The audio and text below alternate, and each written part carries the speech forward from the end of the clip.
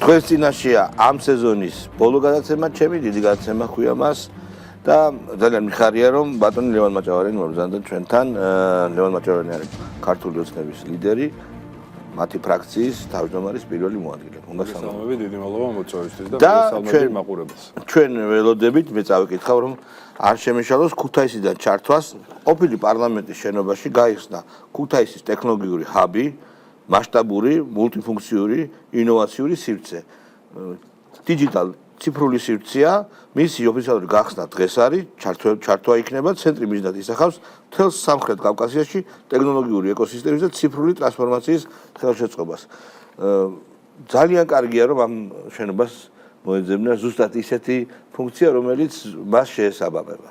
ეს არის ძალიან კარგი. ამ ხელშენობა მისი ხუშტურის გამო გაჩნდა ეს ვიცით და კარგია რომ ფუნქცია მიეცა. რას ფიქრობთ? გეთახმები, შემიძლია არ დაგეთა. კი ბატონო, დავიწყოთ დღეს აქტუალური თემები არის რამოდენიმე და დავიწყებთ აი ვიღაცა ონისერო არის კომიკოსი და რომ შეურაცხო ჩვენი მწერალი, მაგრამ მანამდე გაცლებით უფრო დიდი შეურაცხყოფა მიაყენა შვიკუტარ ქალებს, რომელზეც თქვა რომ გადაშენდნენ. მოკლედ ეგრეთ წოდებული შავი იუმორის ოსტატი ბიჭია, უნიჭო, რა თქმა უნდა, რომელიც თავისი ეპატაჟით, თავისი უნიჭობის დამალვა ცდილობს. ამას მოხვა ამბავი, ცემა არაპედაგოგიური მეგობრებო და არაპედაგოგიურად ოდნავ წაარტყეს, იმიტომ რომ არანაირი დაზიანება ღვთისმადლით მას არ ქონია. ამაზე ატყდა მთელი ამბავი და კიდევ ერთხელ დავინახეთ აი ამ ადამიანების, ამ მართლა უსამშობლოების და არაქართველების უგუნურობის მასშტაბი, იმიტომ რომ ნოდარ დუმბაძეს მიადნენ უკვე. ნოდარ დუმბაძის ცუდი მწერლობაზე დაიწყეს ლაპარაკი. დაიწყეს ამის დაცვა, იმის დაგმობა. მინდა რომ ერთ-ერთი სიტყვა თქვა თქვენს ამის თაობას. ხო, ზოგადად ეს ძალიან ცუდი ტენდენცია არის, რომლითაც გამოკვებეს, გამოზარდეს და ტვინი გამოურეცხეს თავიანთ აგენტურას, აი სწორედ იმ USAID-დან და უცხოური დაფინანსებებიდან და ამ დიდარი NGO-ების მეშვეობით შემოსული ფულებით ამ გარეძალებმა და ეს მარტო საქართველოში არ ხდება, ხო, ამ სტილით მოქმედებენ ისინი სხვადასხვა ქვეყნებში, ძალიან ბევრ ქვეყანაში და ეს რაღაცა ფსევდოლიბერალური ულტრამემარცხენე რაღაცა, რომელსაც ჩვენ ამ იდეოლოგიას პირდაპირ არ შეგვიძლია უწოდოთ ფაშიზმი, ექსტრემიზმი, რადიკალიზმი. ბატონმა რუბიომ სხვათა შორის 1-2 კვირის წინ ამ ყველაფერს პირდაპირ დაარქვა პოლიტიკური ტერორიზმი, ხო?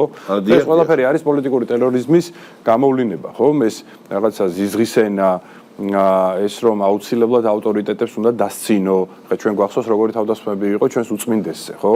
საპატრიარქოზე როგორი თავდასხმები იყო. ორივე პატრიარქზე სხვა შორის. კი, სწორედ აი ამ დიდარი NGO-ების და ამ აგენტურული ოპოზიციის მხრიდან და ასეთი ტიპის აქტორების მხრიდან ეს კომიკოსი ბიჭი რო არის და მსგავსი, ხო? ჩვენ ასევე გვახსოვს მათი აგენტურის მხრიდან შემდეგ უკვე თავდასხმები გადაიზარდა მეფეებზე, ერეკლე მეფის შეურაცხყოფები გვახსოვს იქ ლევან ბერძენიშვილი და სხვები ფიგურირებდნენ, ნიკა გვარამიას მხრიდან გვახსოვს ანალოგიური აქტები, ხო?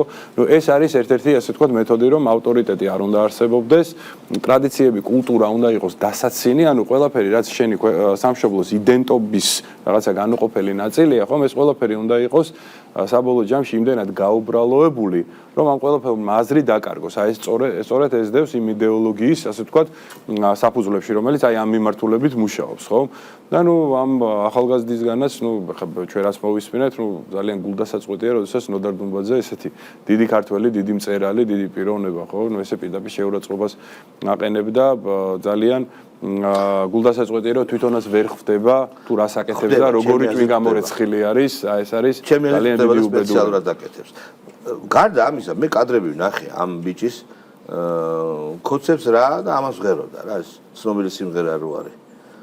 გვაგინებდა პირდაპირ დედას გვაგინებდა ძალიან ბევრ ადამიანს. მე საერთოდ ვფიქრობ, რომ ქალაქში ან ნებისმიერ სოციუმში გაზრდილი ადამიანი თავის სიტყვაზე პასუხს უნდა აგებდეს.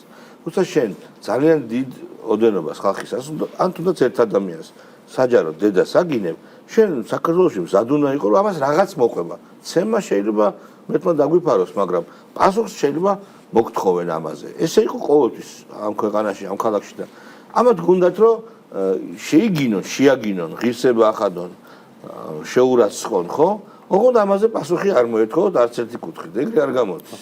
ნუ ხა ჩვენ რა თქმა უნდა სახელმწიფო ვართ, მე პოლიტიკაში ვარ და მე შემიძლია შეფასება და კომენტარი გავაკეთო სწორედ ამ ჭრილში. მარიკო პოლიტიკაში შენ სხვანაირად ვილაპარაკა. შენ უფრო მეტი თავისუფლება. ჩვენ რას ვაკეთებთ ამისთვის, ხომ? სწორედ ის სამართლო, რომელიც შეიქმნა, ნუ ერთის მხრივ, რა თქმა უნდა, პასუხობს ზუსტად ამ გამოწვევას. ჩვენ დავუპირდით ჩვენ მოქალაქეებს, რომ ეს ფაშიზმი და ექსტრემიზმი საქართველოში დასრულდებოდა, ხო? ერთ-ერთი კომპონენტი არის სწორედ ეს სამართლო სიძულვილის ენას, რომელიც დაუპირისპირდა იქიდან გამომდინარე, რომ ეხა ეს ადამიანები მერე უკვე თავს რაღაცა იშტერებენ, რომ რატო არის თურმე დედის გინება დასჯადი, რატომ არ აქვს მას უფლება, რომ რაღაცა შეურაცხყოფა მიაყენოს. და ამჟამად აი დღეს მეკითხებოდა ერთ-ერთი ჟურნალისტი ოპოზიციური ტელეარხიდან და ანუ პასუხი ძალიან მარტივია. ნებისმიერი შეგნებული ნორმალური ადამიანისთვის, აი ზღვარი სად გადისო? ყველა მისი სად გადის ზღვარი, სადამდე შეგიძლია იხუმრო, სად გადადის შეურაცხყოფაში. სადამდე შეგიძლია აკრიტიკო და სად არის უკვე ღირსების შელოხა. აბსოლუტურად ყველა ნორმალურმა საღად მოაზროვნე ადამიანმა ეს იცის. მაგრამ ადამიანთა მცირე ჯგუფი მადლობა ღმერთს არსებობს, რომელმაც ეს ან არ იცის, იმიტომ რომ ვერ აუხსნეს თავის დროზე და თვითონაც არ აქვს მაგდენი შეგნება. ან იცის უბრალოდ, მას ესე უფრო უმარტივდება ცხოვრებაში არაფერს არ წარმოადგენდა, ერთადერთი კლავიატურით იცის საჯარო სივრცეში ვიღაცა შეურაცხყოფა როგორ მიაყენოს და როგორ აგინოს. კლავიატურით ისიც მარტო. ან ისეთ სივრცეში, სადაც ისინი არიან მხოლოდ, აი თქვენ რომ მაგალითი მოიყვანე და კონცეფტს რა თუ აი მსგავსი მსგავსი რაღაცა, ნუ სამარცხვინო დაბიოსაქციელი, სადაც თავისი, ასე ვთქვათ, ბაბლი არის შეკრებილი, ხო? მეტი არაფერი არ იციან. და შესაბამისად ჩვენ რა თქმა უნდა სამართლებრივი სახელმწიფო ვარ და ამ ყველაფერს უნდა დაუპირისპირდეთ. იგივე კანონით ახალი სამართლოს შექმნით, ანუ ესეთი იურიდიული გზებით მოდი ესე ვთქვა და სწორედ ამას ემსახურება ეს და იცით რა არის შალვა, რაც ამუშავდა ეს სამართლო, ხო? ეხლა ჩვენ ხო მონიტორინგს უწევთ, ხო, რა ხდება სოციალურ სივრცეში. საგრძნობლად არის შემცირებული ეს გინებები, ლანძღვები და ასე ვთქვათ ღირსების შემლახველი პოსტები. საგრძნობლად არის შემცირებული, რა თქმა უნდა, ამის განულებას ძალიან დიდი დრო დაჭირდება, თუმცა საგრძნობლად შემცირდა და სხვათა შორის აი ბატონი სანაია დღეს რო რაღაც აღშფოთებულები დარბიან და როგორ დაბრენდეს ესეც როგორც 4 ოქტომბრის სახელმწიფო გადატრიალების ცდელობა დაბრენდეს რაღაცა ღობის თემა თითქოს ეს ხო ძალიან უყვართ ხო მიხეილ სააკაშვილმა 11 მილიონი რო გაანიავო პიჯაკების თემით დაბრენდეს ხო აქაც რაღაცა პოსტზე ციხეში გაუშვესო ჟურნალისტიო თან ხო პოსტზე არავის არ გაუშვია ვახო სანაიამ ყოველგვარ ზღვარს გადაცდა და ეს შეურაცხყოფელი და ღირსების შემლახველი პოსტი ერთი შემთხვევა იყო დაჯარიმდა მეორე შემთხვევა იყო განმეორებითი დაჯარიმდა არც ერთი ჯარიმა მას არ გადაუხდია და რა თქმა უნდა მოსამართლე როგორ შემდგომ სანქციაზე იწყებს ფიქს როდესაც ჩვენ ყოველგვარ უპატივცემულობას ავლენ ყველანაირი ინსტიტუციის მიმართ ხო და ვახოსანაია იმიტომ წაბრძანდა 14 დღით სახელასრულების დაწესებულებაში იმიტომ კი არა რომ პოსტი დაწერა იმიტომ რომ შეურაცხყოფელი პოსტი დაწერა რაზე ჯარიმა არ გადაიხადა კიდევ დაწერა რაზე ჯარიმა არ გადაიხადა და ამ ჯარიმების გადაუხდელობის გამო შემდგომი სანქცია ამუშავდა და წავიდა სახელასრულების დაწესებულებაში 14 დღით და იქ რაღაცა ტრაურები და ნუ ისეთი სცენები აი რაღაცა როლებში რო არიან შეჭრილები გეგონება ადამიანები რაღაცა 24-25 წლით იყო ციხეში წასული და აცილებდნენ ისე რომ აი წლები ვერ უნდა ენახათ ო ნუ არ არის სასიამოვნო არც 14 დღე არა მე თუმცა გამოვა ალბათ 4 ტელევიზორი და 7 სარეცხის მანქანით ხო რა ტენდენციაც აქვს აი ზუსტად ამ ბაბლს ესე იგი რაღაც რამდენიმე დღით ციხეში შედიან და ხან სარეცხის მანქანით გამოდიან ხან მაციური და ხან იმით ტელევიზორით ხო ცოტა სხვანაირად იქცევიან ახაც კაცები პირიქით რაცაც ვიათ იმასაც სტოვებენ ხოლმე ციხეებში ხო მე პირდაპირ შევიდა გითხრა როგორც გამოცდილი ადამიანი ეგრე ციხეში არ შეხედა ანუ გადაკეტილები არიან ესენი არ შეხედა ციხე არ არის ეს ციხე სხვა რამეა იქ არის სოციუმი ურთიერთობა მასასთან ურთიერთობა ესენი არიან ერთი ვიღაცეებივით არ მინდა ახლა ცენზურას ვიცავდა იმიტომ გადაკეტილები და ნუ კარგი საკე პრობლემაა რომ არავინ არ თქვას იმათმა წევრმა რომ ციხეში იჯდა სამარტო საკანში, ცალკე საკანში, კარგი კომფორტით, ოშოთუშ ვერ შეედრება, იმიტომ თუმცა მე ვიყავი და ძალიან ბევრი ჩვენი მეგობარი ციხეში, იმას რა თქმა უნდა ვერ შეედრება, მაგრამ ნუ ეგ იქით იყოს, ახლა მართლა ხო არ დაიწყებ იმას ლაპარაკს, რომ აი გავაუმჯობესეთ ციხეები, უნდა გაგეუმჯობესეთ, აბა რა უნდა იქო წამება და ეხლა არის იმასთან შედარებით არ ვიცი რა. მეორე ამბავი, ქსენოფობიის გავრცელება. კახეთის ამბავზეც მინდა კომენტარი რომ გთხოვო. კახეთში მოხდა ინციდენტზე. მე რა აზრის ავარდა როგორ მოიქცეოდი და ძველი თაობის ქართველები როგორ დაპატიჟებდნენ ინგოგოებს და როგორ განმუხტავდნენ სიტუაციას ამაზე არ გვინდა იმიტომ რომ ისეთ ცხადია ჩვენი თაობის ადამიანებიც მაგრამ სხვა ჩვენ ძალიან მომეწონა იცი რა რომ ამ ბიჭმა მის დაარტყა ვაშკაცობად არ ჩათვალა თავისი საქციელი და ბოდიშიც მოიხადა შემდეგ და სკარგია, ხო? ამაზე რა სიტყვი? ამობენ რომ რაღაც ჯანშნებიც გაუქმდა. ძალიან ფრთხილად უნდა ვიყოთ, იმიტომ რომ 5 მილიარდი იგეგმება ტურისტებიდან შემოსავალი და ესეთმა ინციდენტებმა ბევრი რამე შეიძლება გააფუჭოს. ბატონო, ესეთი ზოგადად საკითხები, რა თქმა უნდა, ყველაზე ძალიან აწყობთ ამ აგენტურული ოპოზიციის წარმომადგენლებს და გეტყვით რატო.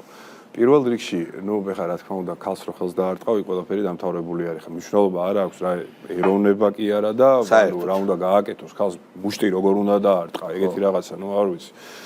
შენ მაგითი რო დავიწყოთ, მაგრამ არ არის ხა ჩემი სახელი დასარქმევი, ჩემი მხრიდან სახელი დასარქმევი, ვინც საჭიროა იმან დაარქვას ამ საქციელს სახელი. ხა მე არ ვიცი, არის დეტალები არ ვიცი და იქ რაღაცა სითხეები ასხესო და აპარატურა დაწოს. მართლა არ ვიცი და არ მინდა ამ გარჩევაში შევიდე. ეს არ ამართლებს, არ მინდა ამ გარჩევაში შევიდე, ერთი რაღაცა მინდა ვთქვა, რატომაც აძლევს ესეთი საკითხები ხელს პირველ რიგში აგენტურულ ოპოზიციას, იმიტომ რომ პირველ რიგში ისინი გამოვარდებიან, რა თქმა უნდა და ეხლა რუსი ხალი თუ იყო, ხელი უნდა დაერტყაო და დამცველად მოევლინებიან ეგეთ დროს ერთი, მაგრამ მეორე რიგში ნახეჩალო რას აკეთებენ თვითონვე თავისი სოციალური არხებით ამ თემას თვითონვე წევენ და რატო? რომ ეს რაც შეიძლება გავრცელდეს ტურისტებში, რუსი იქნება ის ტურისტი თუ ნებისმიერი სხვა რუსულ ენოვანი, ასე ვთქვათ, ტურისტი, ეს ამბავი რომ გავრცელდეს, რომ შემდეგ იმათში შიშმა დაისადგუროს, რომ საქართველოში ესეთი დონის ქსენოფობია, რომ თუ ტურისტი არის რუსი, იმას აუცილებლად გალახავენ და შემცირდეს უკვე ტურისტების რაოდენობა. ანუ აი რამდენად მავნებლები არიან, წარმოიდგინეთ, ჯერ უხარიათ, იმიტომ რომ რუსი გოგო გაილახა და შემდეგ უკვე ამ თემით იმდენად манипуლირებენ, რომ თვითონვე ავრცელებენ ამ ყველაფერს, რომ ტურისტს ვისაც ქონდა რაღაცა ჯავშანი გაკეთებული, მან ჯავშანი გააუქმოს.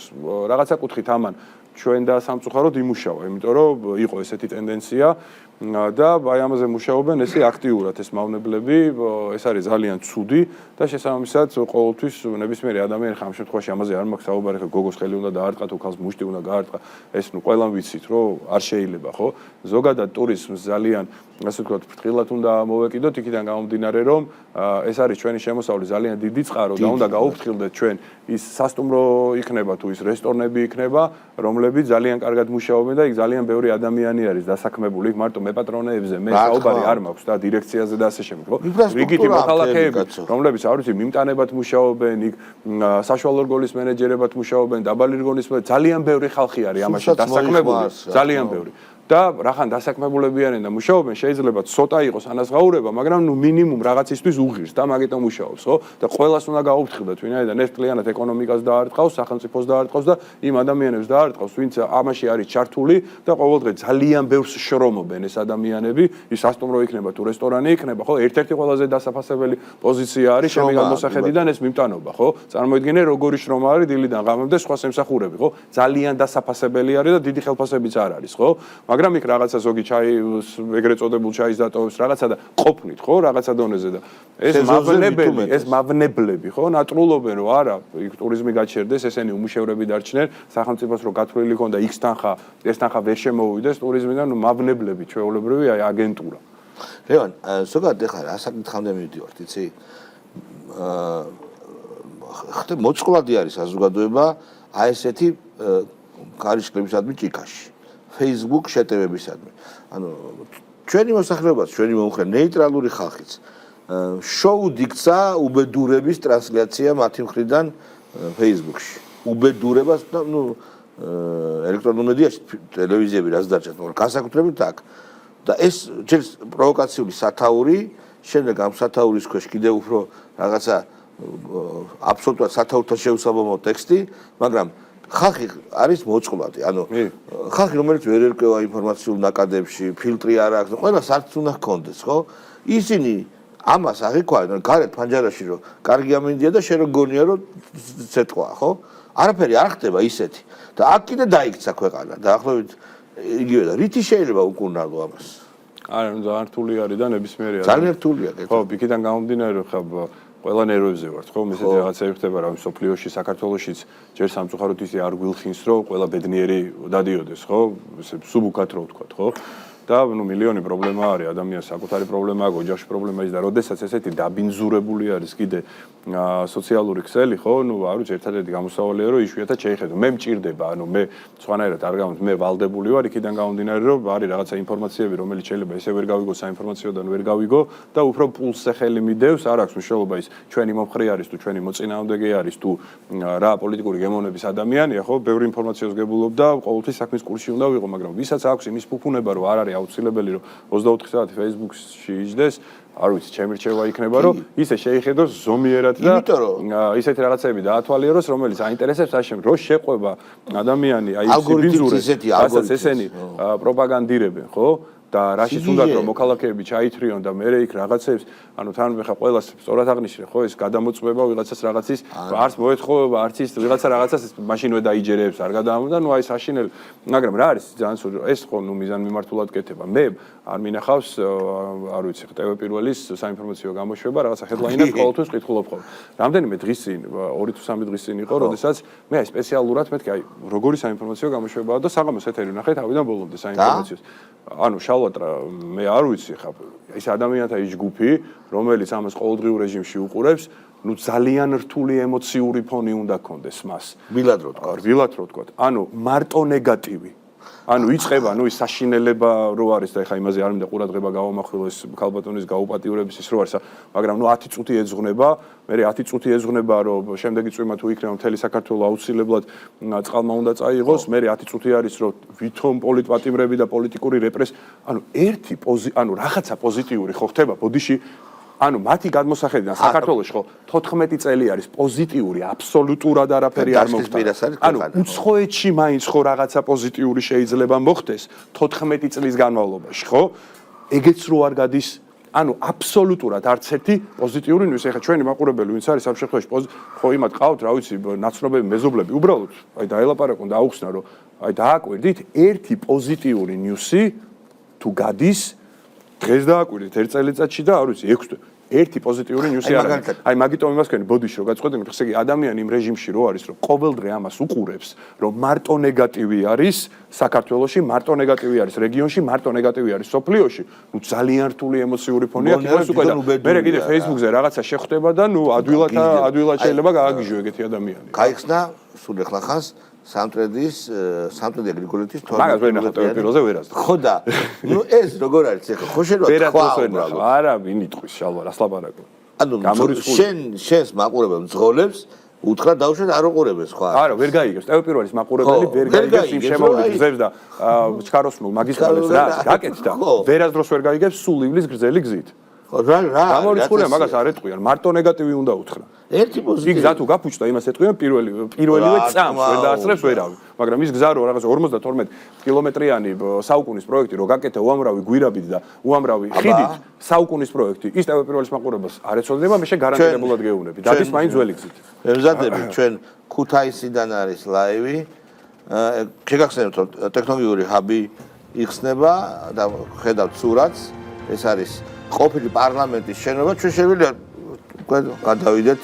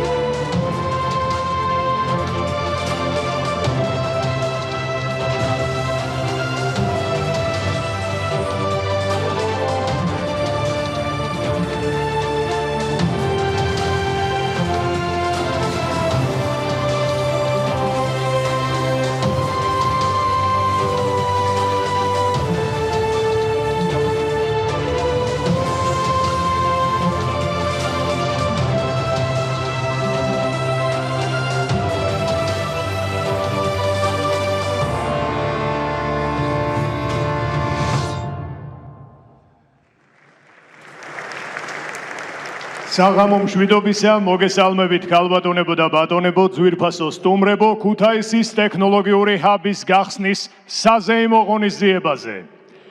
იგი წარმოადგენს თანამედროვე ტექნოლოგიური ეკოსისტემის განვითარების ახალ მოდელს, რომელიც ერთ სივრცეში აერთიანებს განათლებას, მეცნიერებას, მეწარმეობას, ინოვაციას, ტექნოლოგიურ წარმოებასა და რეკრეაციას. ძვირფასო სტუმრებო, ახლა სცენაზე ვთხოვთ საქართველოს პრემიერ-მინისტრს ბატონ ირაკლი გობახიძეს.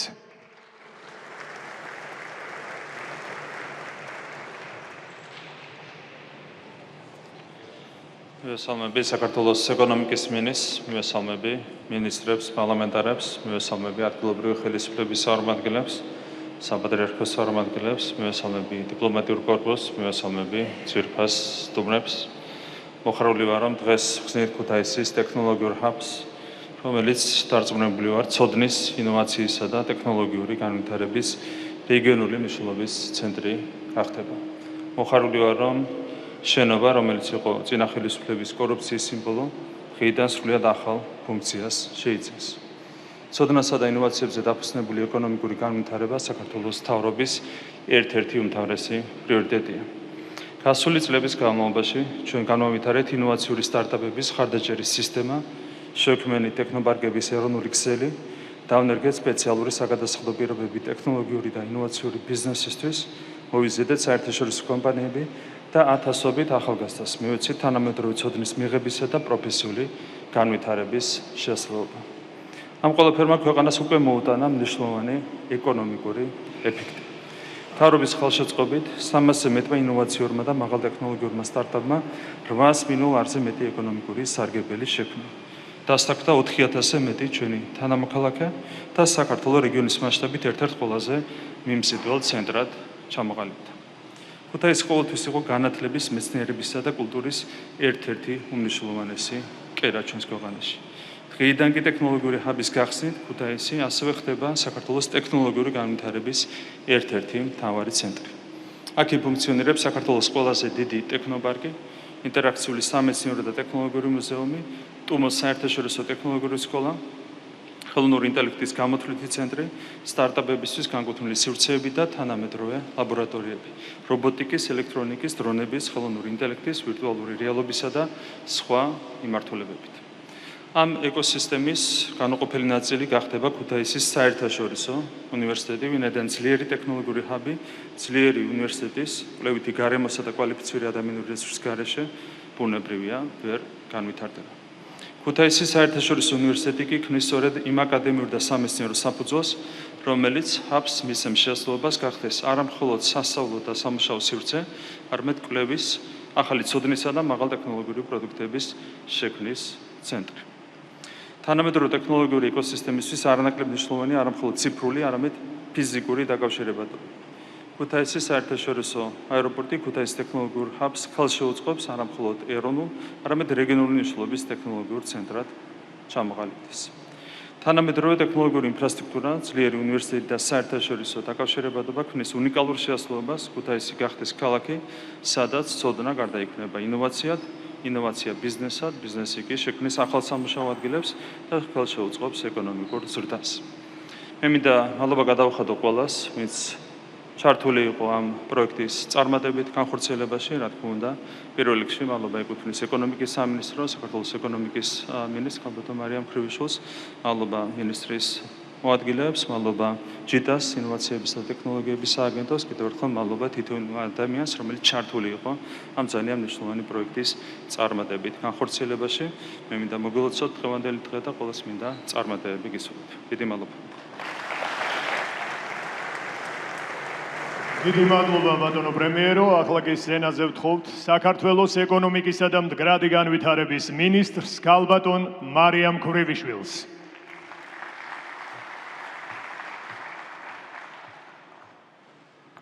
მოგესალმებით, მივესალმებით საქართველოს პრემიერ-მინისტრს, მინისტრებს, პარლამენტის წევრებს, დიპლომატიური კორპუსის წარმომადგენლებს, მოგესალმებით პატივცემულო სტუმრებო. მოხარული ვარ, რომ დღეს ერთად ხსნით ქუთაისის ტექნოლოგიურ ჰაბს, სივრცეს, რომელიც ცოდნის ინოვაციებისა და მეწარმეობას ეკონომიკურ შესაძლებლობად გარდაქმნის. ჩვენი ეკონომიკური პოლიტიკის მიზანია ეკონომიკური ზრდა ეფუძნებოდეს მეტ ცოდნას, მეტ ტექნოლოგიასა და ინოვაციას და ქმნიდეს მაღალანაზღაურებად სამუშაო ადგილებს საქართველოს თითოეულ რეგიონში. ქუთაისის ტექნოლოგიური ჰაბიც სწორედ ამ მიზანს ემსახურება. დღეს მსოფლიოში დინამიურად ცვალებადი გარემოა, ხელოვნური ინტელექტი, ციფრული ტექნოლოგიები და მონაცემებზე დაფუძნებული ეკონომიკა განსაზღვრავს სახელმწიფოების, სექტორებისა და ეკონომიკების კონკურენტუნარიანობას. ასეთ პირობებში საქართველოს არჩევანი ნათელია. ვიყოთ არა მხოლოდ ახალი ტექნოლოგიების მომხმარებელი, არამედ ქვეყანა, სადაც იქმნება ცოდნა, იბადება ახალი იდეები და ვითარდება კონკურენტუნარიანი ტექნოლოგიური ბიზნესი. ამ ხედვის განხორციელებას სჭირდება თანამედროვე ინფრასტრუქტურა, ძლიერი საგანმანათლებლო გარემო, სახელმწიფო ხარჯაჭერა და კერძო სექტორის აქტიური თანამონაწილეობა. ქუთაისის ტექნოლოგიური ჰაბი სწორედ ამ ყველაფერს აერთიანებს. აქ ერთ სივრცეში თავს მოიყრის მეცნიერება, განათლება, კვლევა, ტექნოლოგიური მეწარმეობა და ინოვაცია. ბავშვები და ახალგაზრდები გაეცნობიან თანამედროვე ტექნოლოგიებს, სტუდენტები გაიღრმავებენ ცოდნას, სტარტაპები მიიღებენ მენტორობასა და განვითარების შესაძლებლობას, ხოლო მეცნიერებსა და კომპანიებს ექნებათ შესაძლებლობა საკუთარი იდეები კონკურენტუნარიან პროდუქტებად აქციან. ჩვენ სტუმრებს აქ ასევე დახვდებათ მეცნიერებისა და ტექნოლოგიების ინტერაქციული მუზეუმი, ხელოვნური ინტელექტის გამოთვლითი ცენტრი და ტუმო, მსოფლიოს 20-ზე მეტ ქვეყანაში მოქმედი კრეატიული ტექნოლოგიების საგანმანათლებლო ცენტრი სკოლის ასაკის ბავშვებისთვის. სიმბოლურია, რომ ეს პროექტი სწორედ ქუთაისში განხორციელდა, რადგან ბოლო წლებში ქუთაისი თანმიმდევრულად ყალიბდება ახალი ეკონომიკის მნიშვნელოვან ცენტრად. საერთაშორისო აეროპორტმა ქალაქს ახალი შესაძლებლობები შესწინა. ქუთაისის საერთაშორისო უნივერსიტეტმა შექმნა ძლიერი საგანმანათლებლო და კვლევითი საფუძვლები. ხოლო ტექნოლოგიური ჰაბი ამ განვითარების ბუნებრივი გაგრძელებაა. ადგილი, სადაც ცოდნა ეკონომიკურ შესაძლებლობად გარდაიქმნება. ჩვენი მიზანია საქართველო რეგიონში ინოვაციისა და ტექნოლოგიური მეწარმეობის ერთ-ერთი ლიდერი გახდეს. სწორედ ამიტომ ვქნით კონკურენტულ ბიზნეს გარემოს, ვაძლიერებთ ადამიანურ კაპიტალს, ხელს ვუწყობთ სტარტაპებს, თანამშრომლობთ უნივერსიტეტებთან და ვქმნით ხელსაყრელ პირობებს, რათა საქართველოს საერთაშორისო ტექნოლოგიური კომპანიებისა და ინვესტორებისთვის კიდევ უფრო მიმზიდველი მიმართულება გახდეს. და ბოლოს მინდა დიდი მადლობა გადაუხადო საქართველოს ინოვაციებისა და ტექნოლოგიების სააგენტოს მის ხელმძღვანელს, ჩემს მოადგილეს ბატონ ირაკლი ნადარეიშვილს, რომელიც აღნიშნულ მიმართულებას კურირებს. ასევე მინდა მადლობა გადაუხადო პროექტში ჩართულ ყველა უწყებას, სპეციალისტს, მშენებელს, ინჟინერს და ჩვენ საერთაშორისო, ისევე როგორც ადგილობრივ პარტნიორებს, რომელთა მხარდაჭერით ეს მნიშვნელოვანი პროექტი განხორციელდა. დიდ მადლობას მოგახსენებთ ყურადღებისთვის და ჩვენ შეიძლება ვთქვათ, რომ უკვე ხვალინდელი დღიდან მზად ვართ ამ სივრცეში ვუმასპინძლოთ ყველა ადამიანს, ჩვენ ადგილობრივ მოსახლეობას, სტუდენტებს, მოსწავლეებს, ისევე როგორც ჩვენ ქვეყანაში ჩამოსულ საერთაშორისო სტუმრებს. მადლობა. დიდი მადლობა ქალბატონო მარიამ. ჩვენ ვაგრძელებთ ჩვენს საზეიმო ღონისძიებას. ძვირფასო სტუმრებო, ქალბატონებო და ბატონებო, ახლა სიტყვას გადავცემთ საქართველოს ინოვაციებისა და ტექნოლოგიების სააგენტოს თავმჯდომარეს ბატონ ავთანდილ გასრაძეს. მადლობთ. მოგესალმებით, მივესალმები საქართველოს პრემიერ-მინისტრს, ეკონომიკისა და მდგრადი განვითარების მინისტრს, საქართველოს მთავრობის წევრებს, პარლამენტის წევრებს, საქართველოს საპატრიარქოს წარმომადგენლებს, დიპლომატიურ კორპუსს, პატივცემულო სტუმრობო. დიდ მადლობას მოგახსენებთ ქუთაისის ტექნოლოგიური ჰაბის გახსნის ღონისძიებაში მონაწილეობისთვის. საქართველოს პრემიერ-მინისტრმა და ეკონომიკის მინისტრმა უკვე ისაუბრეს ქუთაისის ტექნოლოგიური ჰაბის ეკონომიკურ თუ საზოგადოებრივ მნიშვნელობაზე. მე მინდა დღეს კონკრეტულად ვისაუბრო იმ კონცეფციაზე, ქუთაისის ტექნოლოგიური ჰაბის კონცეფციაზე, რომელიც განაპირობებს ჩვენი ქვეყნის ტექნოლოგიურ მომავალს. ქუთაისის ტექნოლოგიური ჰაბის კონცეფცია ეფუძნება ტექნოლოგიური განვითარების გზაზე 4 მთავარ საფეხურს: ინტერესიდან უნარამდე, უნარიდან პროტოტიპამდე, პროტოტიპიდან ინოვაციურ ბიზნესამდე. 4-ვე ეს მნიშვნელოვანი საფეხური აქ ქუთაისის ტექნოლოგიურ ჰაბში არის წარმოდგენილი. პირველი, ყველაზე მნიშვნელოვანი და ერთ-ერთი ყველაზე შთამბეჭდავი სივრცე, რომელიც აქ განთავსდა, არის ინტერაქციული სამეცნიერო და ტექნოლოგიური მუზეუმი. როდესაც ვსაუბრობთ მუზეუმს, აქ არ უნდა წარმოვიდგინოთ სივრცე, სადაც ექსპონატებს მხოლოდ შორიდან ვუყურებთ. პირიქით, ამ მუზეუმის მთავარი იდეა არის საპირისპირო. შეეხო, სცადო, შესწე, ახლიდან სცადო და სწორედ ამ პროცესში აღმოაჩინო, როგორ მუშაობს სამყარო. ინტერაქციული სამეცნიერო მუზეუმი არის ყველა ასაკის ადამიანებისთვის და შესაძლებლობას აძლევს, რომ პირველი ინტერესი გააღვიოს ტექნოლოგიებისადმი. აქ იბადება კითხვა, როგორ მუშაობს ეს, როგორ შეიქმნა ეს, შემიძლია მეც იგივე გავაკეთო თუ არა და შესაბამისად ამ დროს ხდება პირველი შეხვედრა ინოვაციებთან, მეცნიერებასთან და ტექნოლოგიებთან. ჩვენთვის მნიშვნელოვანია ტექნოლოგიებში გაღვივებული ინტერესი შემდგომ კონკრეტულ უნარებში გადავიდეს, ცნობის მოყვარეობამ შესაბამისი პრაქტიკული გამოყენება იპოვოს. სწორედ ამიტომ ქუთაისის ტექნოლოგიურ ჰაბში წარმოადგენილი არის თუმოს კრეატიული ტექნოლოგიების საგანმანათლებლო მოდელი. ეს არის მსოფლიოს მრავალ ქვეყანაში მოქმედი წარმატებული სასწავლო პლატფორმა, რომელიც შესაძლებლობას აძლევს საქართველოს ნებისმიერ მოქალაქეს 12-დან 18 წლამდე და არის ხელმისაწვდომი სრულიად უფასოდ. ეს მოიცავს თვითსწავლებას, workshop-ებს, პროექტულ ლაბორატორიებს და ეს ყველაფერს აქცევს პერსონალურ სასწავლო გზას ჩვენი ქვეყნის მოქალაქეებისთვის. აქ მოზარდები შეისწავლიან ხელოვნურ ინტელექტს, ანიმაციას, კინემატოგრაფიას, ფოტოგრაფიას, ყველა იმ კრეატიულ ტექნოლოგიებს, რომელიც ჩვენს მომავალ თაობას ესე ძალიან აინტერესებს. შემდგომი ეტაპი უკვე არის უნარების და ინტერესის გარდაქმნა კონკრეტულ პროდუქტებთან. სწორედ ამიტომ, როგორც ბატონმა პრემიერ-მინისტრმა აღნიშნა, საქართველოში ყველაზე დიდი ტექნოლოგიური პარკი გაიხსნა აქ, ულტრათანამედროვე ლაბორატორიებით. აქ არის წარმოდგენილი როგორც დრონების, ელექტრონიკის, ვირტუალური რეალობის, რობოტიკის. მე მინდა დღეს შევჩერდე რობოტიკაზე, განსაკუთრებით გამომდინარე იქიდან, რომ რობოტიკა არის ადგილი, სადაც ცოდნა იწყებს მოძრაობას. მარტივი სიტყვებით რო ვთქვათ, თუ აქ მოზარდმა სტუდენტმა ააწყო მექანიზმი, დაწერა კოდი, დააერთა სენსორები და დაინახა, რომ ამ მოწყობილობამ რეალურად იმუშავა, მისთვის ტექნოლოგია აღარ არის მხოლოდ თეორია, ეს არის მისი პირადი გამოცდილება. აქ გზას გაიკვალავს მომავალი ინჟინერი, პროგრამისტი, კონსტრუქტორი და ტექნოლოგიური მეწარმე. და ბოლოს ამ ყველაფრის მთავარი მიზანი, რა თქმა უნდა, არის ინოვაციური მეწარმეობის ხელშეწყობა.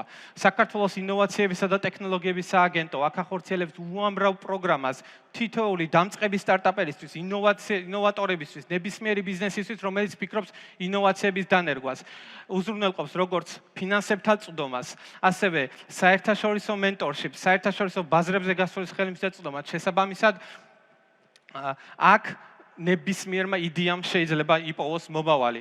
გარდა ინოვაციების სააგენტოსა, ქუთაისის ტექნოლოგიურ ჰაბში ასევე განთავსდება საქართველოს ეკონომიკის განვითარების კორპორაციის საკონსულტაციო ცენტრი, უკვე ტრადიციული ბიზნეს სექტორის მხარდასაჭერად, ასევე აქ განთავსდა საკპატენტის ინტელექტუალური საკუთრების გადამზადების სასწავლო ცენტრი. შესაბამისად, ეს ყველაფერი ერთობლიობაში ჰაბს აძლევს კიდევ ერთ მნიშვნელოვან ფუნქციას, ეს არის ტექნოლოგიური ცოდნას ეკონომიკაში და პრაქტიკაში გამოყენების შესაძლებლობას. ასევე განსაკუთრებით მინდა გაუსვა ხაზი, რომ სახელმწიფო უწყებებთან ერთად აქ განთავსდება საერთაშორისო ტექნოლოგიური კომპანიების ოფისები, რაც ძალიან კარგ სინერგიას ქმნის სწავლებასთან, შემდგომ დასაქმებასთან და რა თქმა უნდა, ესეც შესაძლებლობა იქნება პირველ რიგში ადგილობრივი მოსახლეობისთვის. მას შესაბამე, დღეს ქალაქ ქუთაისში ვხსნით სივრცეს, სადაც მომავალი აღარ არის შორეული პერსპექტივა. მომავალი იქნება აქ, ყოველდღიური მუშაობით, კონკრეტული ადამიანებით და რეალური შედეგებით. ყველას გელოდებით ქუთაისის ტექნოლოგიური ჰაბში. დიდი მადლობა ყურადღებისთვის. ბატონო ავთანდელ, ახლა კი პატივცემულო სტუმრებო, გვაქვს შესაძლებლობა ერთად ვიხილოთ სპეციალურად ტექნოლოგიური ჰაბის გახსნის ღონისძიებისთვის მომზადებული ვიდეო რგოლი.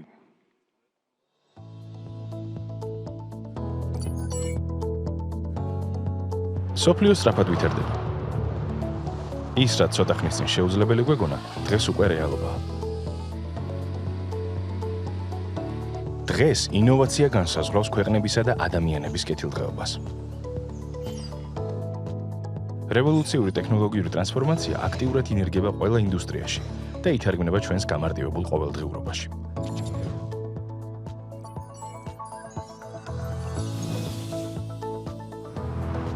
უპრეცედენტოდ სწრაფად ცვალებად სამყაროში საქართველო იკავებს მნიშვნელოვან ადგილს, როგორც ინოვაციის შექმნისა და ხელშეწყობის მნიშვნელოვანი ცენტრი.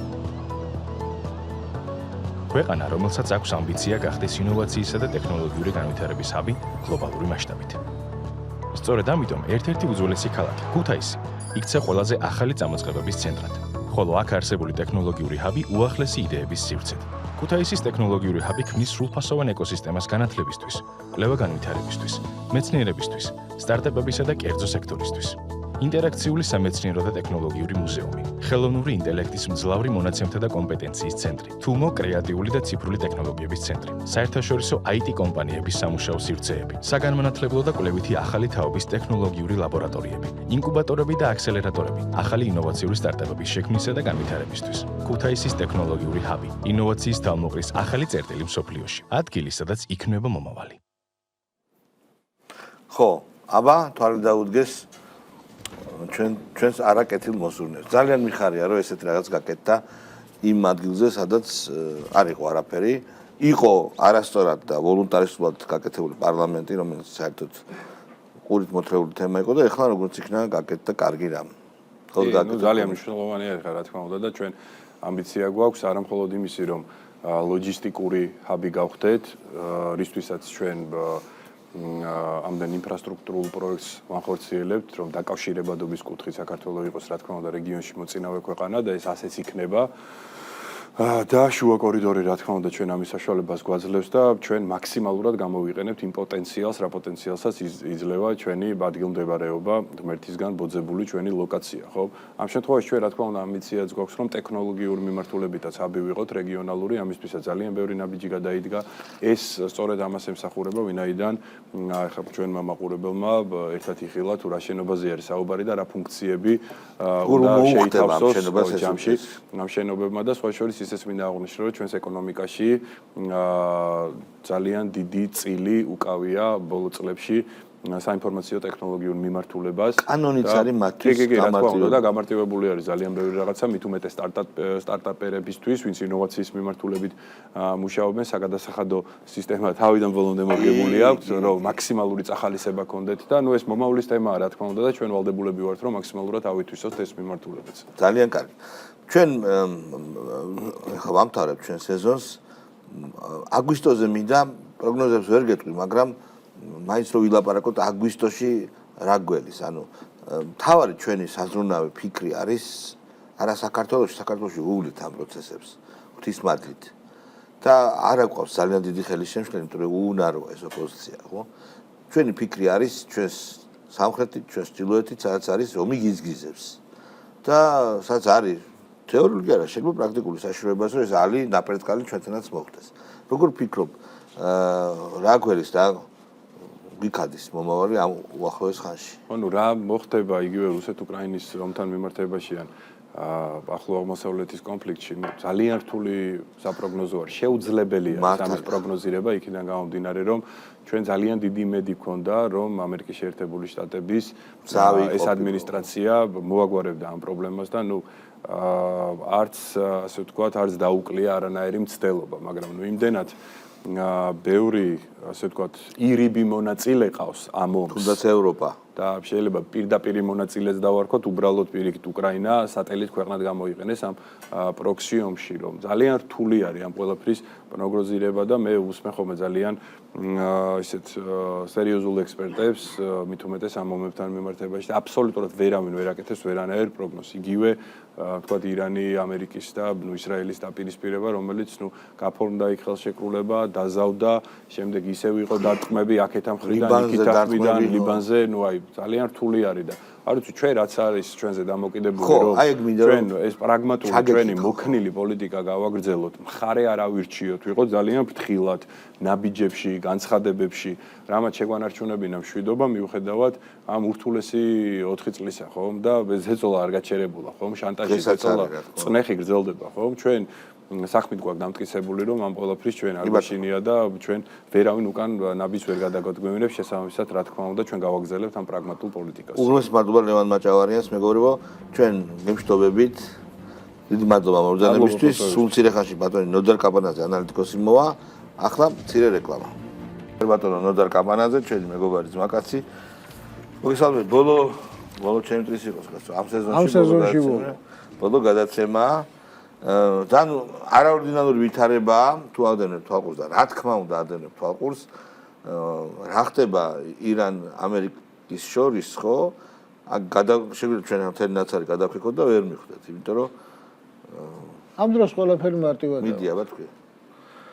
მე თავიდანვე როცა დაიწყო ლაპარაკი რაღაც სამშვიდობო შეთანხმებაზე, მაშინ ძალიან დიდი სკეპსისით შევხვდი ამას, ვინაიდან არც ერთი მიზეზი რის გამოც ეს კონფლიქტია დაწყებული, არ მოგვარებისკენ ოდნავ არ არის სასული. და ეს იყო უბრალოდ დროებით შესვენება. ირანი ამ შემთხვევაში შედარებით მომგებიან პოზიციაში იმდენად რამდენადაც ირანმა თუ არ წააგო უკვე მოგებულია. ეგ კი. ამერიკის შეერთებული შტატები ცოტა რთულ პოზიციაშია, მაგრამ ამერიკის შეერთებული შტატების მთავარ პრობლემას, რის გამოც ეს კონფლიქტი დაიწყო, მეტნაკლებად აგვარებს ამით. მაგრამ ბირთვული არახს ამბობ? ბირთვული არახს არა, ბირთვული არაღი და რეჟიმ ჩეინჯი ეს არის საბაბი. ნავთობის ფასი? მთავარი არის ნავთობი და აქტივები, რომელთა საფუძველზე შესაძლებელი იქნება დამატებითი ემისია და რომელზეც Make America Great Again ასად არ წასულა ეს. ირანის დაპატიმრებული აქტივების საფუძველზე ემისია? არა, ირანის დაპატიმრებული აქტივები, რომელიც საფუძველზე შესაძლებელი იქნება დამატებითი ემისია. ეს არის ნავთობი, ირანის ნავთობი პლუს ყურის ნავთობი და ამ ნავთობის კონტროლი რა, ამ ნავთობის კონტროლი, ანუ ვერა კონტროლებს. ვერა კონტროლებს ხადია და ამის საფუძველზე დამატებითი ემისიის შესაძლებლობა. მე ვთქვი, თავარი მიზეზი ამ ომის არის ამერიკის შეერთებული შტატების გიგანტური სახელმწიფო ვალი და ყველაზე მთავარი მაინც აქ არის Make America Great Again, რომელიც ისეთი ვეგეტარიანული რეცეპტებით, როგორც მაგალითად აკერ კარლსონი ამბობს, როგორც სხვა ეს მაგას თავდაპირველი შემადგენლობა, როგორც ფიქრობდა, ნამდვილი მაგა. ისეთი ვეგეტარიანული რეცეპტებით რომ გამოვიდეს, ამას სჭირდება აწლეულები. აწლეულები კიდევ ამერიკის შეერთებულ შტატებს არ აქვს ესეთი დროითი ლაგი. ამისთვის საჭირო არის რაც შეიძლება მეტი არეულობა დანარჩენ მსოფლიოში, ვინაიდან თუ ორი მსოფლიო ომის შედეგად ამერიკა გახდა great, again great, რატომ არ უნდა გახდეს მესამე მსოფლიო ომის პირობებში. ამიტომ არც უკრაინას დაალაგებს. დასაკვირველია, მესამე მსოფლიო ომის დაწყება აი იმ მასშტაბით, როგორც იყო პირველი და მეორე, ძალიან ძნელია, იმიტომ რომ აქ არის ბიძია, რომელსაც დიდი ბირთვული დუბინკა აქვს.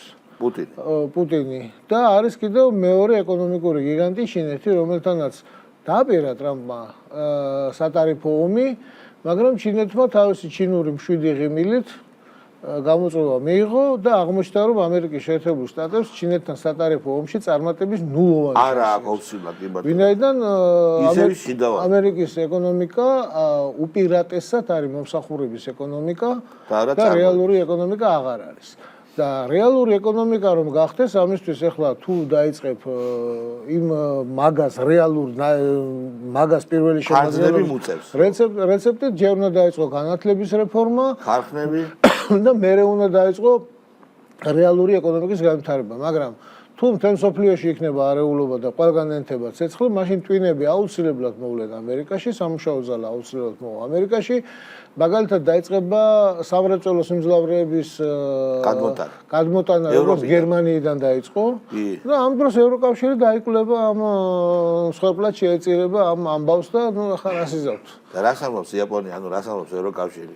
რას ამბობს ევროკავშირი ამ შემთხვევაში ძალიანაც არ უნდა ეს, მაგრამ მათი პოლიტიკური ელიტა მთლიან არავითარი გამოშტერებული არ არის, ეს არის სპეციალურად აღზრდილი პოლიტიკური ელიტა, რომელიც დაიწყო ბოლონიის პროცესის განათლების სისტემის პროდუქტები არიან და გადახედეთ მათ ყველა მათგანის ბიოგრაფია, სად აქვს განათლება მიღებული მათ და მერკელს კედერში აქვს კაცო.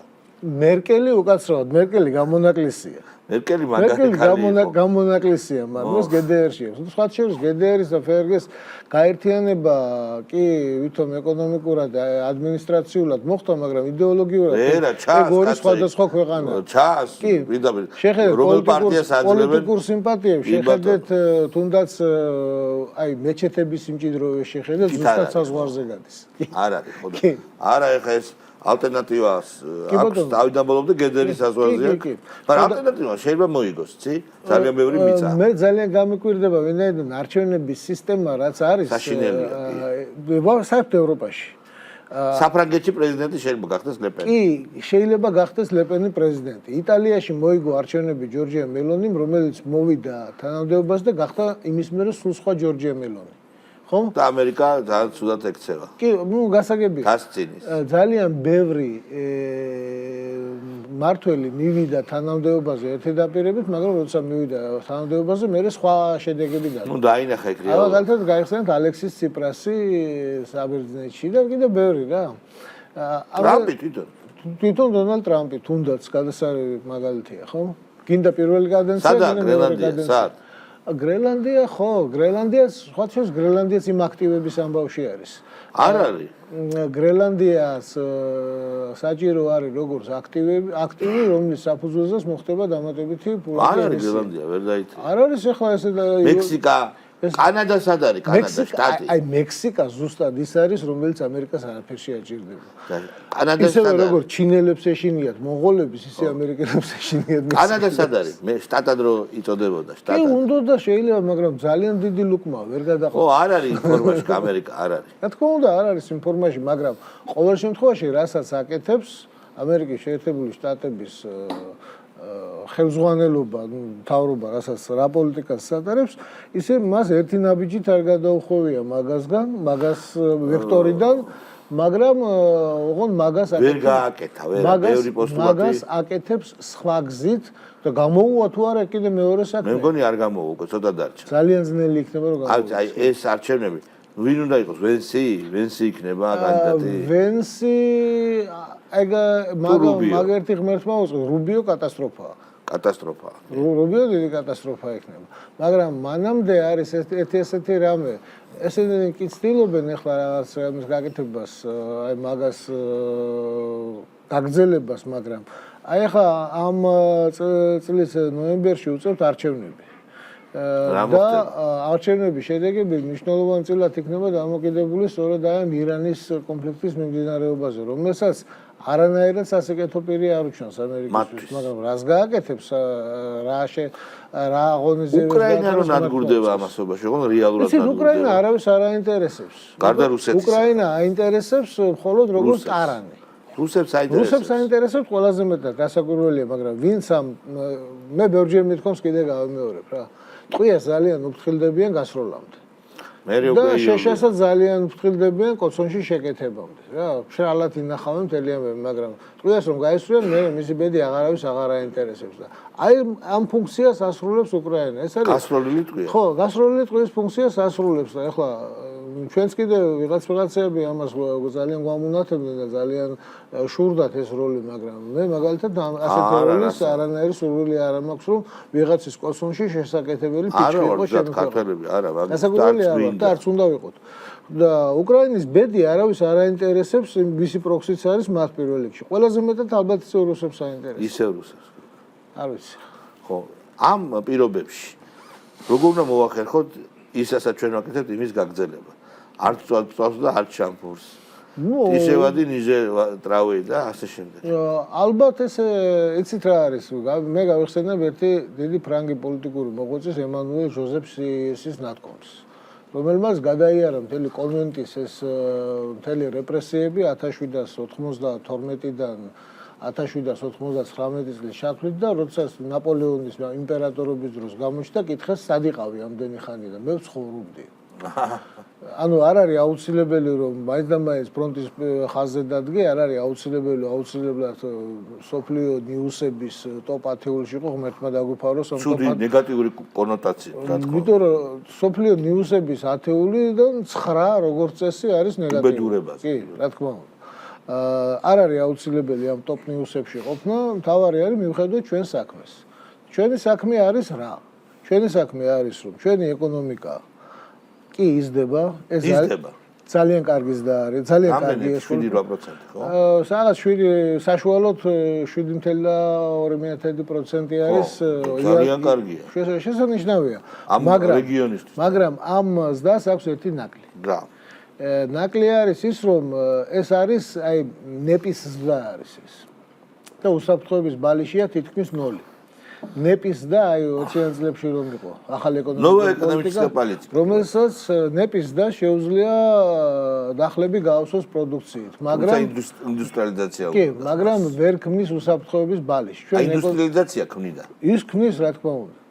და ჩვენთან არა, ჩვენ ამას ერთ დღეში და ორ დღეში ვერა, მაგრამ ეს სტრატეგია აუცილებლად უნდა დაისახოს სწორედ იმით, რასაც ქვია განვითარების 10 წლიანი პროგრამა.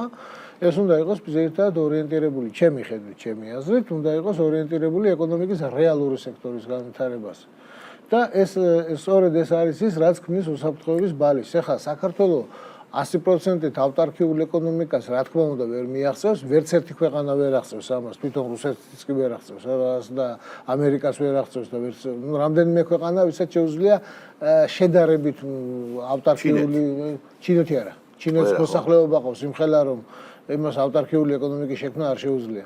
რუსეთი, კანადა, ამერიკის შეერთებული შტატები, ავსტრალია, ბრაზილია, ალბათ არგენტინა. შეუძლიათ აი ამ ქვეყნებს რომ შექმნან ავტარკიული ეკონომიკა. ჩვენ ამას ავტარკიულ ეკონომიკას ალბათ ვერ შევქმნით, მაგრამ მაქსიმალურად უნდა ვეცადოთ საკუთარი რესურსების ყველაზე უფრო ოპტიმალურ გამოყენებას. ეს არის უბრალოდ ვაგებთ ფასში და ვაგებთ ტექნოლოგიებში. რა თქმა უნდა, ვაგებთ, მაგრამ ამის ჩამორჩენა და ეს ნეგატივი შეიძლება აღმოფხვრა მხოლოდ და მხოლოდ ერთადერთი გზა მაგის არის განათლების სისტემის რეფორმა. განათლება არის ყველაზე მთავარი. ახლა წეგან გადასარევ რამეზე ლაპარაკობდით თქვენ სანამ შემოვიდოდი ლევანთან. ეს ქუთაისის ტექნოლოგიური ჰაბი. თუ ამ საინფორმაციო ტექნოლოგიებში თუ შეხედავთ, არის ესეთი სტატისტიკა აქვეყნებს ასეთ მაჩვენებლებს, არის ერთ სამუშაო ადგილზე შექმნილი მთლიანი დამატებული ღირებულება. სადაც აი საინფორმაციო ტექნოლოგიების სექტორში ერთ სამუშაო ადგილზე შექმნილი დამატებული ღირებულება არის ძალიან დიდი და ძალიან მზარდი. ჩვენ ამ პროცესის საკადრო უზრუნველყოფა შეგვიძლია მათემატიკური სკოლის გაძლიერებით ქვეყანაში და სწორედ ის ქუთაისის ტექნოლოგიური უნივერსიტეტი, თბილისის სახელმწიფო უნივერსიტეტი და სხვა მსგავსი პროფილის სასწავლებლებმა უნდა მოამზადონ კადრები ამისთვის. ამ კადრებზე მოთხოვნა მთელ მსოფლიოში არის. ჩვენ ახალგაზრდობას მე მგონი ნიჭი არ აკლია. უნდა ვასწავლოთ კარგად და განათლება ესეთი რამეა, რომელიც შედეგს ერთ და ორ დღეში არ მოიტანს, მაგრამ ნუ 5-10 წლის შემდეგ უკვე ესეთ ფუნდამენტურ შედეგს დადებს. ეს აი ამ გზით უნდა წავიდეთ. ეს არის ჩვენი თავი. კიდევ ერთი არის ჩვენი მორალური და ფსიქიკური შეჯანსაღი. ფსიქიკურად აჯანსაღი ადამიანები ვერაფერს ვერ შექმნიან ხმაურის გარდა. მან არის ერთი ესეთი რამე. საერთოდ ერთი ნახვით შეყვარების საწინააღმდეგო ყველაზე ეფექტური საშუალება არის შეხედე მეორედ და უფრო დაკვირვებით. და ისევე ზუსტად იგივე ამის ექსტრაპოლაცია შეიძლება მაგაზე რას თქვენ ბრძანეთ ახლა რომ. როდესაც ეს დიდი ხმაური და ფსიქიკურად მთლად გაუწონასწორებელი ამბები ხდება, თუ დააკვირდებით მის გავრცელებას და აინახავთ რომ რეალური საზოგადოებრივი აზრი ყოველთვის არის წარმოუდგენლად ჯანსაღი, ხოლო ეს არის ბაბლი ძალიან აგრესიული და ძალიან ხმაურიანი უმცირესობა. და როდესაც მათ საინფორმაციო დღის წესრიგს იღებ, შენ მათი გავლენის ქვეშ ექცევი და უკვე დამარცხებული ხარ. ამდენად არის რაღაცები, რასაც უბრალოდ ყურადღება არ უნდა მიაქციო. როგორც კი აყვები ამ ბაბლს საუბარში, როგორც კი ამ კამათში აყვები და განსასწრელის თუ აივიშის თუ მოთქმა გოდებას დაიწყებ, უკვე წაგებული ხარ. მეც მაგაზე სავარ და აი ეს ზომა რომელიც მიიღეს და გულისხმობს შეურაცხყოფისთვის ჯარიმას და ვინც არ გადაიხედა ჯარიმის არ გადახდის ის უკვე ადმინისტრაციულ პატიმრობას, ეხლა რომ ააგორეს რომ სტატუსის გამო დაიჭირეს, არა ჩემო კარგებო, დაიჭირეს იმიტომ რომ დააკისრა ჯარიმა. აი ხო, მე გამბები არ ვიცი, იმიტომ რომ არ უყურებ მაგას. არა, ადამიანებს დააკისრა ჯარიმა შეურაცხყოფის. კი, აი გასაგებია ხო. ჯარიმა გადასახდელია. კი ბატონო. არ გადაიხადა სანაიამ და ახობაძემ. ახობაძის მაგ თემა იყო მე მგონი. და უკვე ჯარიმის არ გადახდაზე ადმინისტრაციული სასჯელი 14 დღიანი ციხე მიუსაჯეს და იმიტომ ეგრე არის. თუ არ იხდი ადმინისტრაციულ გადასახადს, შენ უარყოფ სახელმწიფოს და რაღაც სხვა სასჯელი უნდა გქონდეს. ამიტომ მარტივია რა საქმე შეეშვით. გაანებე დედის გინებას. გაანებე თავი კლავიატურის ლომობას და სამზარეულო შეიარაღებული ძალების სარდლობას. აი ეს ძალიან საინტერესო იდეა, ხო და რაღაცნაირად გაწმინდას ჩვენს საინფორმაციო სივრცეს ეს ზომა. დიდი მადლობა. სადაპირებ დასვენებას. არსად მე თბილისში ვისვენებ. თბილისში ისვენებ. აჯობი აგვისტოს ფერის. სხვათა შორის. მეგობრებო, ჩვენც აგვისტოში არ ვიქნებით მე ყოველ შემთხვევაში იქნები დასასვენებლად თბილისში. შეიძლება ვილასკები რუსები რო იყვნენ. გაძრომა არ არის. როგორ არის ვილასკა? გაძრომა არ არის. ვილასკა ვოისკა. вас უშიტლაი ვილასკი. აი არ ვიცი. რუსეთუმე ვარ და რუსული დამავიწყე. აი არა, ხედავ როგორ გამოვსწორდი მეგობრებო. და გეშტობებით ჩვენ აუცილებლად შეხვდებით ერთმანეთს სექტემბრიდან.